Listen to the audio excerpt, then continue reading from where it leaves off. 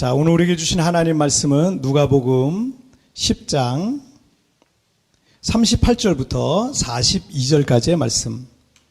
누가복음 10장 38절부터 42절까지 신약성경 111페이지 되겠습니다.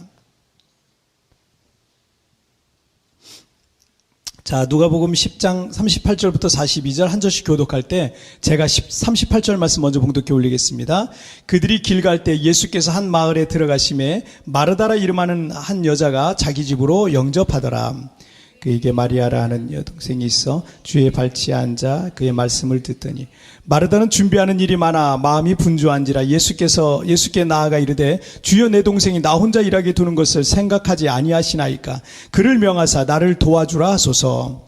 주께서 대답하시되 마르다야 마르다야 내가 많은 일로 염려하고 근심하나 다 같이요 몇 가지만 하든지 혹은 한 가지만이라도 족하니라. 마리아는 이 좋은 편을 택하였으니 빼앗기지 아니하리라 하시니라. 아멘. 자, 오늘 말씀 제목 함께 읽겠습니다. 시작. 더 나은 삶. 다시 한번 시작. 더 나은 삶. 몇 년 전에 그 어떤 기관에서 그 조사한 통계를 보니까 우리나라 성인들 중에 10명 중에 7명은 만약에 가능하기만 한다면, 기회만 된다면 외국에 나가서 살고 싶다라고 하는 사람이 10명 중에 7명이래요. 대단한 수치예요. 굉장한 수치예요. 현재 우리나라 인구가 약 5,200만 명 정도 한국에 거주하고 있는데, 그 재외교포죠. 우리도 이제 뭐 재외교포인데, 재외교포의 수는 약 730만 명 정도 된다고 합니다. 굉장히 많은 숫자예요. 우리나라 인구수에 비해서 굉장히 많은 숫자입니다.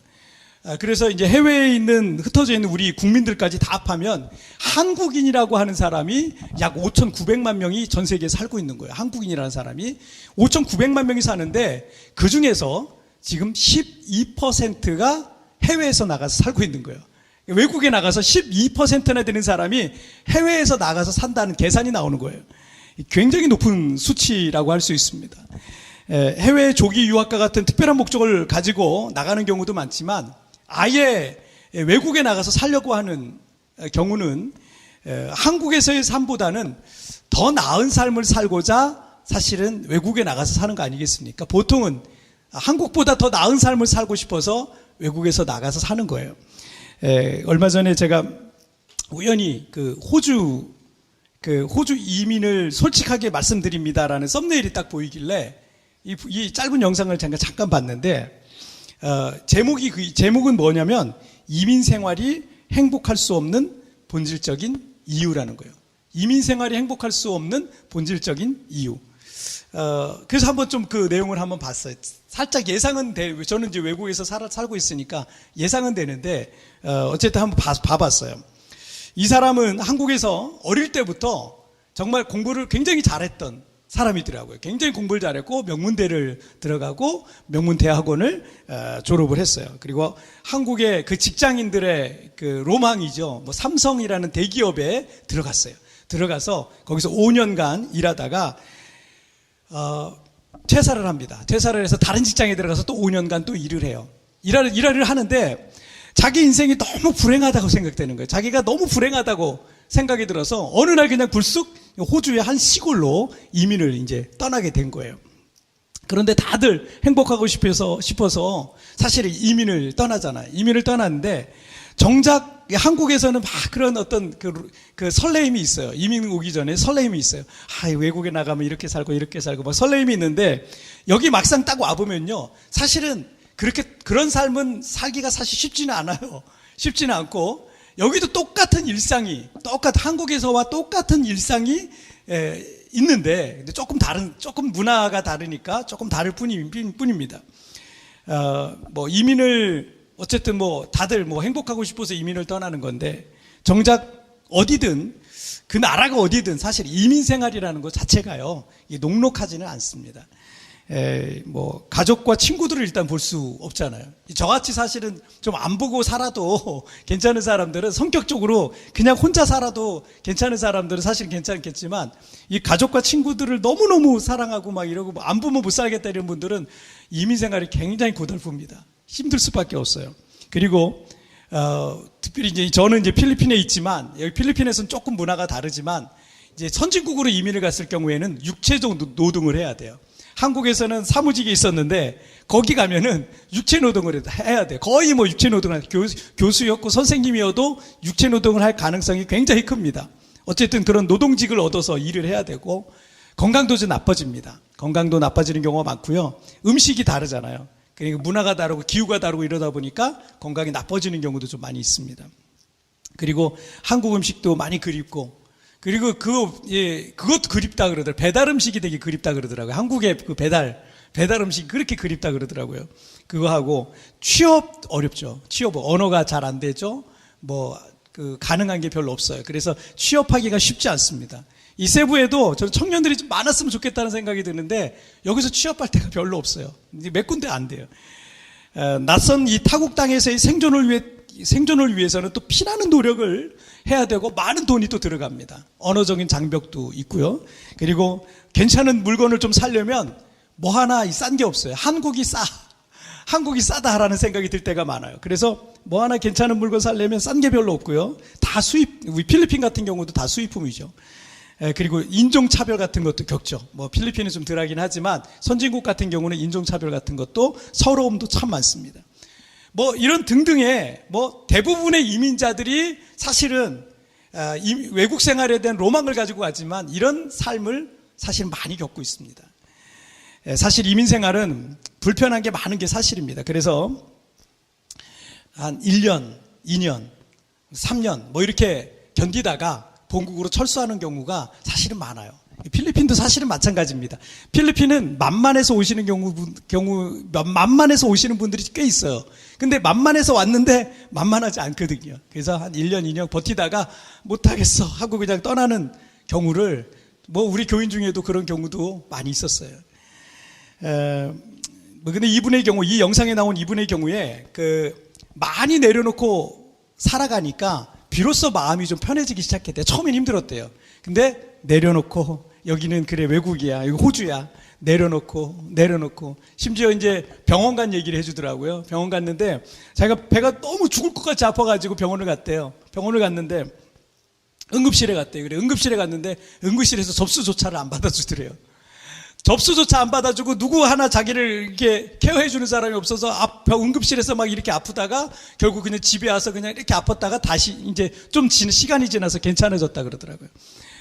병원비도 어마어마하게 비싸고요. 이런 것들. 한국과는 정말 많이 다른 그런 문화들이 있다라는 거를 이제 이분이 얘기하니까, 그러다 보니까 그런 한국에 없는 것들만 생각하니까요. 불행한 거예요. 행복하지가 않은 거예요.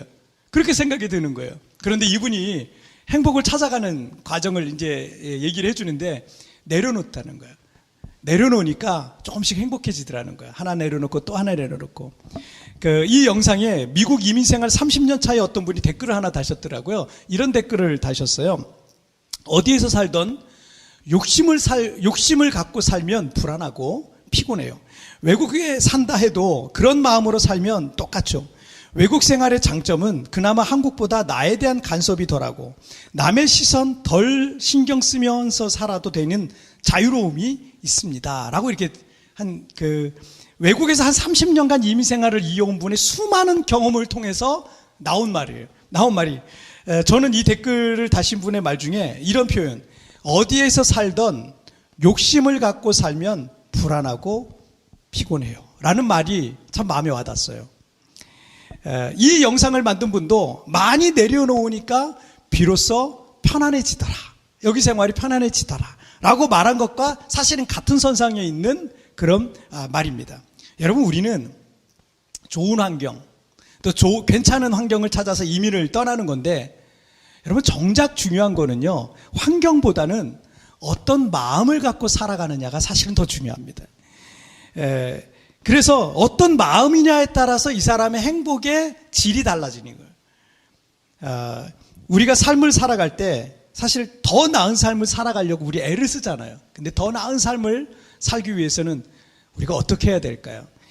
오늘 본문을 통해서 성경이 우리에게 가르치고 있는 교훈은 무엇인지 우리가 한번 살펴보도록 하겠습니다. 자, 우리 첫 번째 주제 한번 보실까요? 시작.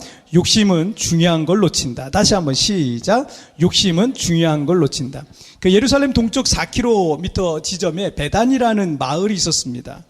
그 마을은 예수님께서 예루살렘을 갈 때 거의 항상 들리는 곳이 베단이라는 곳이에요. 거기서 식사도 하시고 쉬시기도 하시고 필요한 것도 뭐 사시기도 하고 이런 그런 곳입니다. 항상 예루살렘을 갈 때 들리는 장소가 그 베단이라는 장소예요. 그런데 38절 말씀을 한번 보실게요. 시작.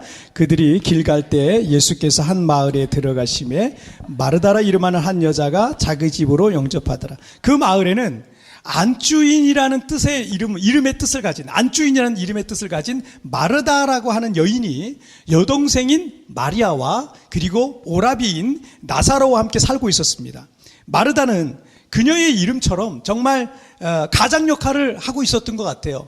모든 집안일을 책임있게 감당하는 아주 성실하고 부지런한 그런 여인이었던 것으로 보여집니다.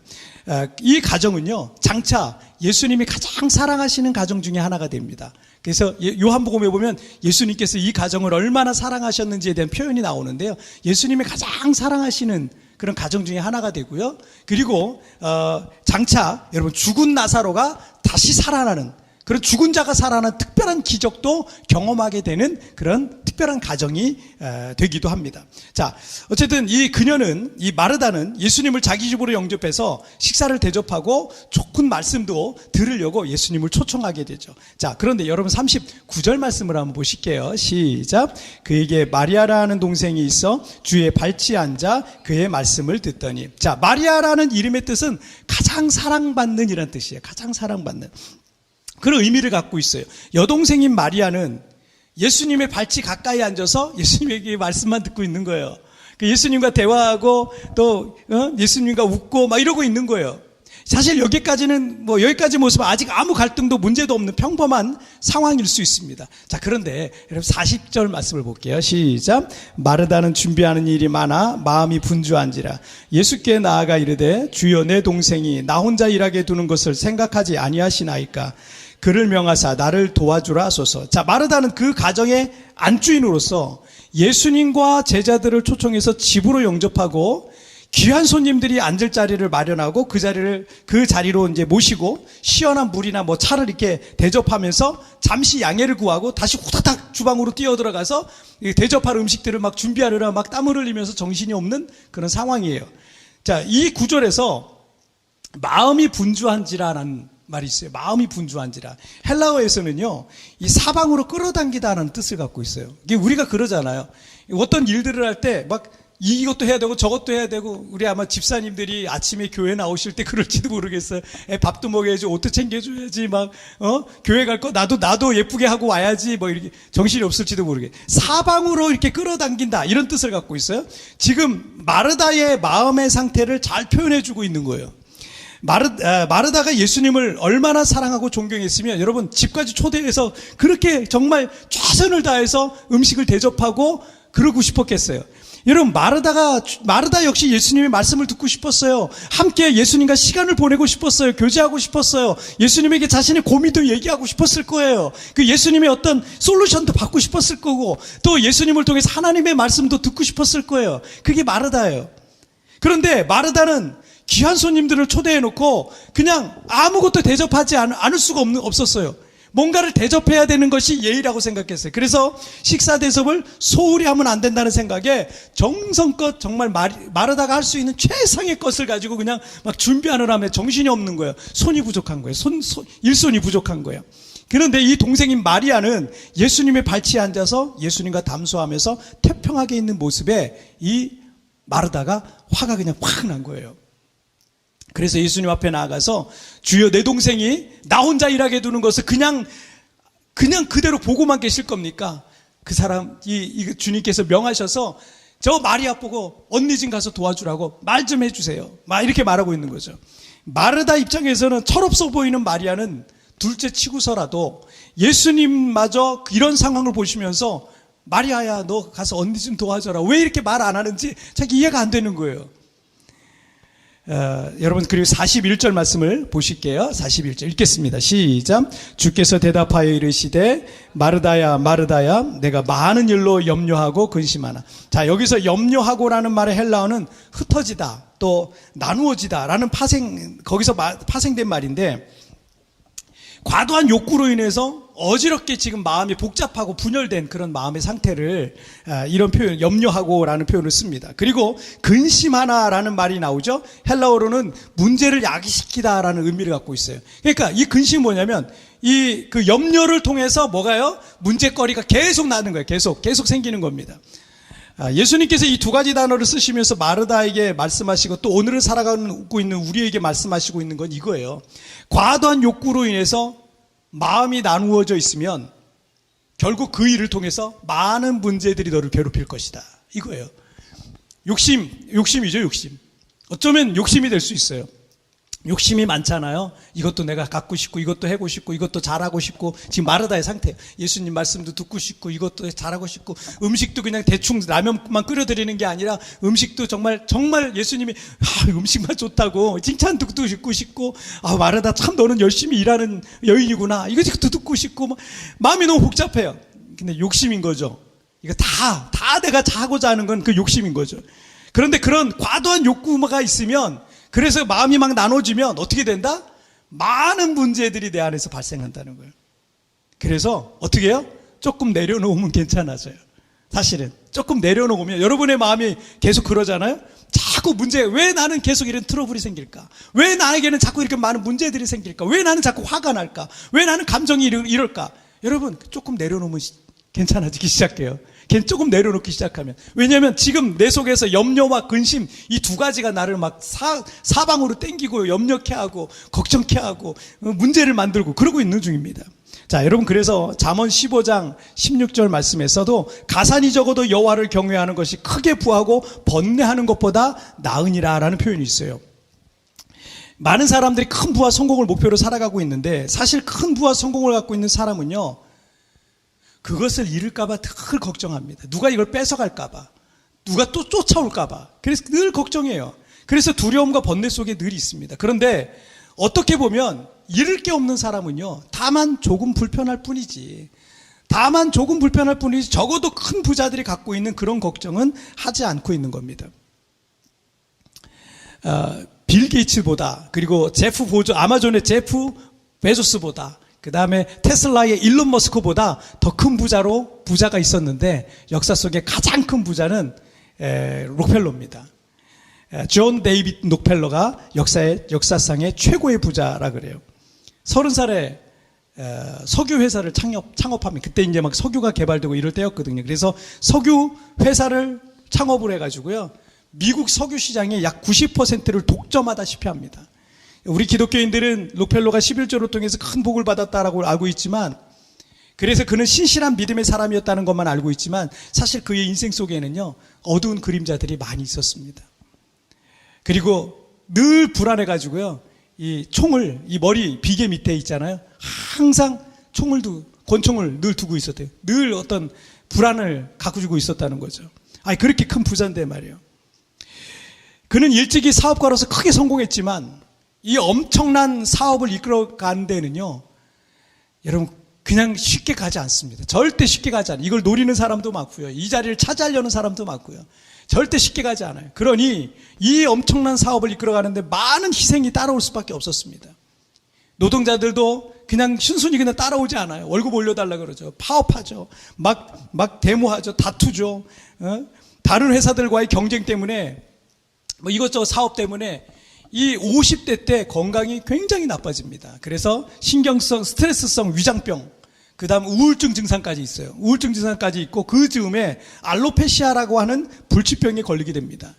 그리고 시한부 인생을 선고받아요. 당신은 1년밖에 못 산다고. 이 상태로는 1년 이상을 살 수 없다고.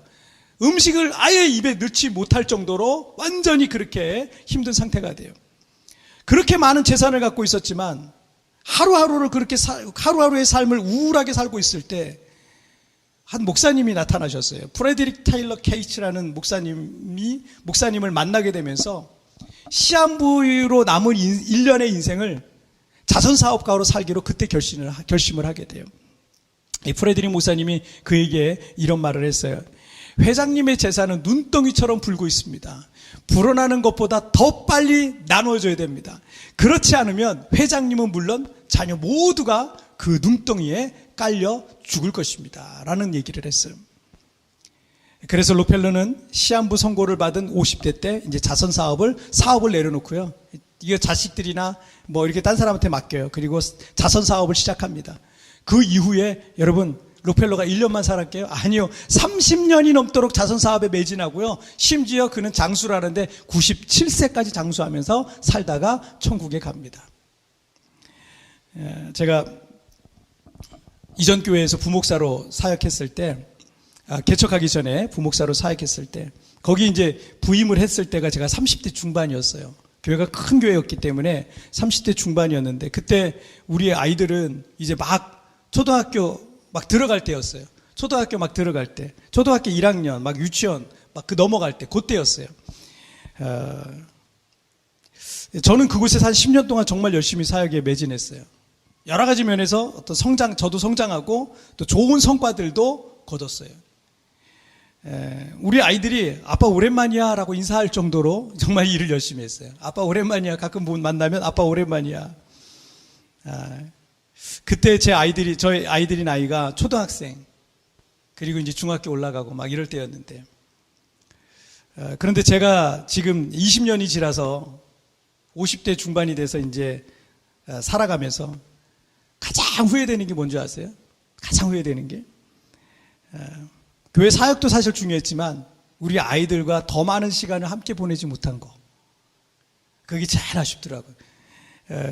우리 아이들의 초등학교 시절을 제가 제대로 못 본 거예요.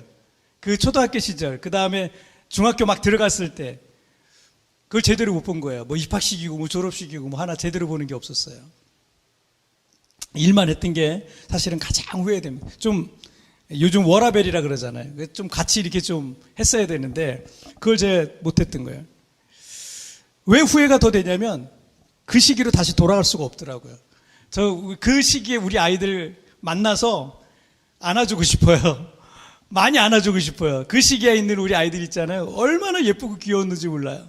그런데 그때 더 많이 안아주고 목마도 태워주고 같이 놀아주고 그랬어야 되는데 제가 그걸 못했더라고요.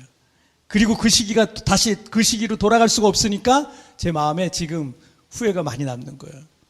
여러분 혹시 저보다 젊으신 분들 계시다면 후회하지 않았으면 좋겠어요. 많이 놀아주세요. 많이 말도 많이 하고 많이 사랑해 주시고. 여러분 뭔가 우리가 이것저것 많은 걸 얻으려고 하는 것은요, 정작 중요한 무언가를 잃을 수도 있어요. 여러분 기억하세요. 그래서 너무 우리가 마음이 많은 것을 얻을 욕심을 내다 보면은요, 잘못됐다간 건강을 잃기도 하고요, 가족을 잃기도 하고요, 신앙을 잃기도 하고요, 친구를 잃기도 하고요, 심지어 생명까지도 잃게 될 수 있어요. 말을 갖다가 이것도 잘하고 싶고 저것도 잘하고 싶은 마음은 나쁜 마음은 아니에요. 그건 나쁜 마음이 아니죠. 잘하고 싶은 게 무슨 나쁜 마음이, 정말 좋은 마음이죠. 그런데 지혜롭지는 않은 마음입니다. 과도한 욕구로 마음이 나누어져 있으면 여러분 도리어 뭐 하나 제대로 하지 못할 가능성도 큽니다. 몇 가지는 내려놓고 정말 중요한 거 한두 가지에 집중하게 될 때 정말 중요한 것을 놓치지 않고 정말 의미 있는 삶을, 후회 없는 삶을 살게 될 것이라고 믿습니다. 자, 우리 두 번째 주제 보실게요. 함께 읽겠습니다. 시작. 좋은 편을 빼앗기지 마라. 다시 한번 시작. 좋은 편을 빼앗기지 말라. 예수님께서 마르다에게 가르쳐 주신 더 나은 삶을 살아가는 방법의 이 첫 번째는 이것저것 다 잘하려고 하는 거는 뭐다? 욕심이다. 그렇게 살 필요는 없다라는 거였어요. 오히려 그러다가 마음이 나뉘어져서 정작 더 중요한 것을 어떻게 해요? 놓치게 된다는 거예요. 그리고 42절 말씀 읽겠습니다. 시작. 몇 가지만 하든지 혹은 한 가지만이라도 족하니라.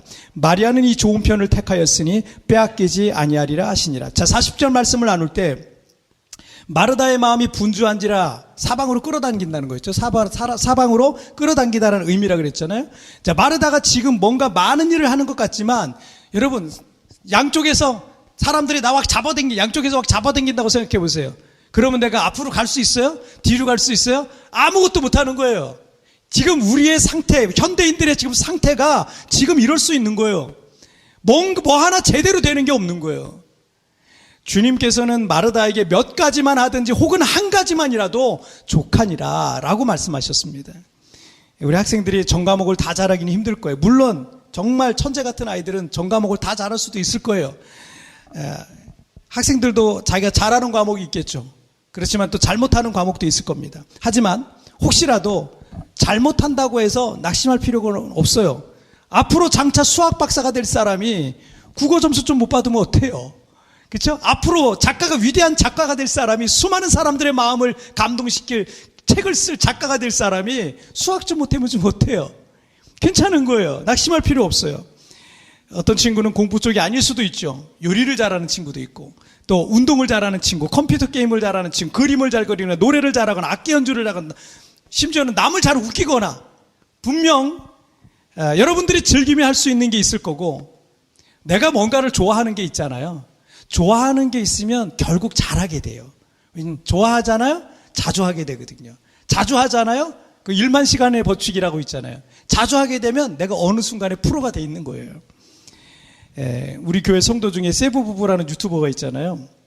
세부에 사는 한국인 부부가 어떻게 사는지 이걸 찍어가지고 유튜브에 올리고 있는데 구독자도 많고 뭐 얼마나 재밌게 잘 보고 있는지 몰라요. 그런데 이분들이 원래는 수학 선생님들이었잖아요. 수학 선생님들이었는데 대학에서도 그런 걸 전공하고 지금껏 살아왔단 말이에요. 그런데 코로나 팬데믹 시작되면서 학생들 모두 다 철수했어요. 이 부부도 사실 한국으로 가려고 그랬었어요. 그렇다가 이 필리핀이 좋아서 이 부부가 여기서 유튜브를 시작했는데 얼마나 잘하고 있는지 모릅니다. 지금 대학 졸업하고 한참 지났잖아요. 전공한 거랑 완전히 다른, 그리고 자기들이 잘하는 걸 찾은 거예요. 당신들이 잘하는 걸 찾아가지고 지금 여기서 즐겁고 행복하게 일하면서 신앙생활하면서 여기서 살아가고 있는 거예요. 여러분, 한 가지만 잘 하는 게 있어도 먹고 사는 데는 문제가 없어요. 여러분, 살 길이 열리는 거예요. 한 가지만 잘해도 다 잘할 필요 없어요. 저건 저 집사님이 잘하는 거, 저건 저 집사님이 잘하는 거, 저건 저 집사님이 잘하는 거예요.